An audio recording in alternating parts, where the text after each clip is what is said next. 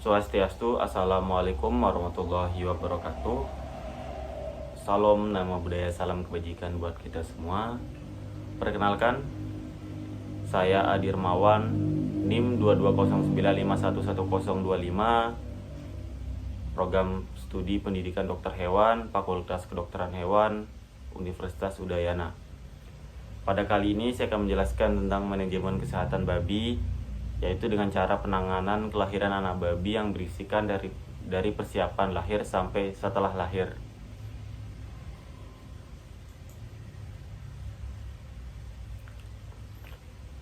Masa kebuntingan anak babi adalah 100 sampai 15 hari, atau yang bisa kita kenal 3 bulan, 3 minggu, 3 hari. Dari dekat-dekat kebuntingan akan menunjukkan indukan babi, yaitu kurang nafsu makan, tampak gelisah, suka berbaring, sering mengeluarkan air kencing dan air seni. Nah, ada juga ambing yang mengeras dan perut menurun.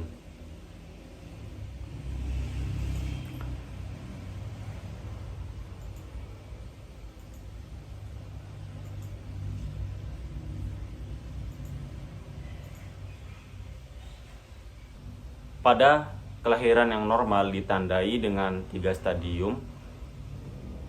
Yang pertama itu ada stadium persiapan, yang dimana perut turun, urat daging di sekitar pulpa akan mengendor, pulpa yang membengkak akan berwarna merah dan keluar lendir, dan ambing mengeras atau puting yang berwarna kebiruan. Nah, ada juga nafsu makan yang menurun, induk mulai mengumpulkan sarang sebelum dia akan melahirkan. Ada juga air susu akan keluar kurang lebih 12 jam sebelum dia akan melahirkan.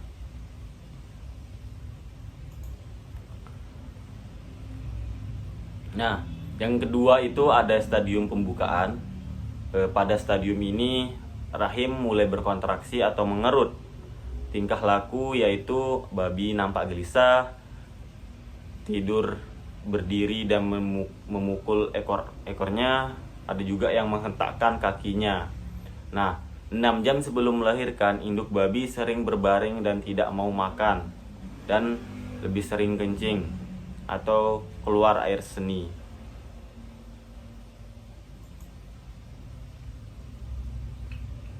Nah, yang ketiga itu ada stadium kelahiran yang biasa berlangsung 1 sampai 12 jam.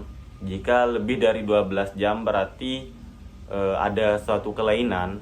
Setelah mencapai stadium pembukaan, diikuti adanya kontraksi rahim beserta kekejangan daging perut, kemudian janin terdorong keluar atau lahir. Nah, babi yang sedang melahirkan selalu dalam keadaan berbaring. Jika terjadi penundaan kelahiran disebabkan karena kekurangan hormon, jangan lupa injeksi dengan oksitoksin. Nah, indukan yang kanibal jangan lupa pisahkan dari anaknya, takut nanti anaknya dimakan.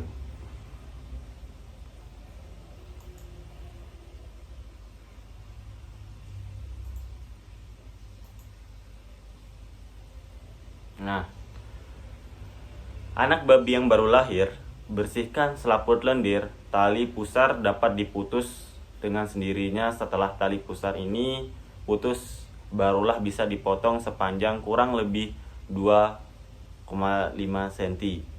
Nah, sebenarnya lendir yang menutupi tubuh itu akan menjadi kering sendirinya, dan tali pusar juga akan putus dengan sendirinya. Dan jangan lupa kasih induk babi menyusui anaknya.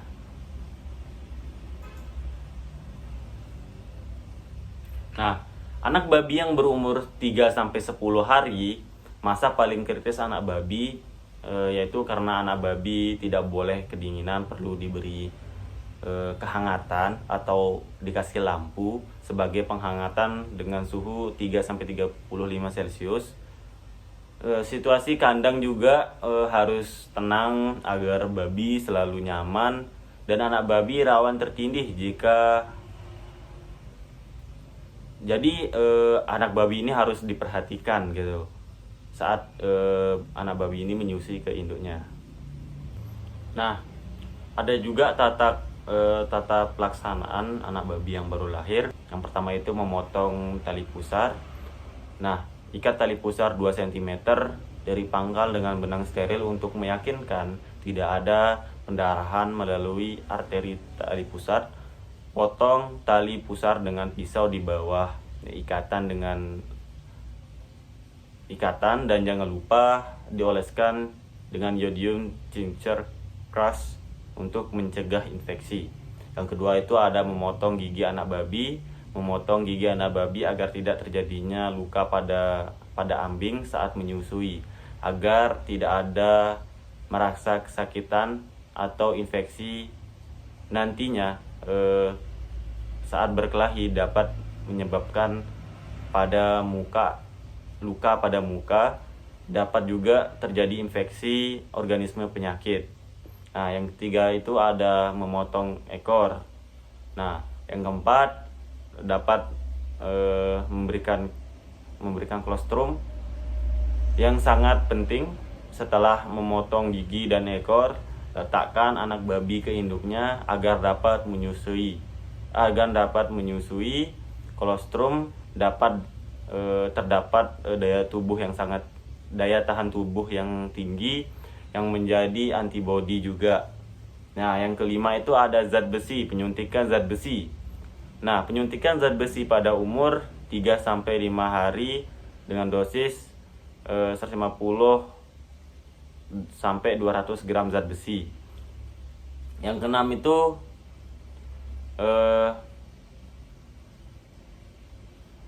jika tidak memiliki induk, dapat dikasih susu formula sambil menunggu kolostrum dalam adaptasi induknya.